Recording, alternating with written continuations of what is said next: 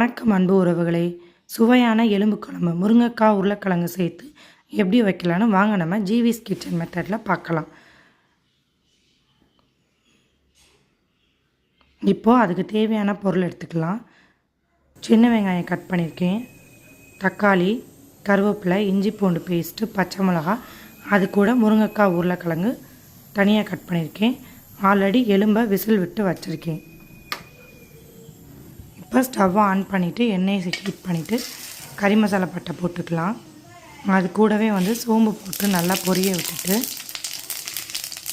இது நல்லா பொரிஞ்ச உடனே நம்ம கட் பண்ணி வச்சுருக்க வெங்காயம், கருவேப்பிலை, பச்சை மிளகா இது எல்லாத்தையும் போட்டு நல்லா வதக்கிக்கலாம். இது நல்லா வதங்கினதுக்கப்புறம் இது கூடவே சேர்த்து நம்ம இஞ்சி பூண்டு பேஸ்ட்டு ஆட் பண்ணிக்கணும்.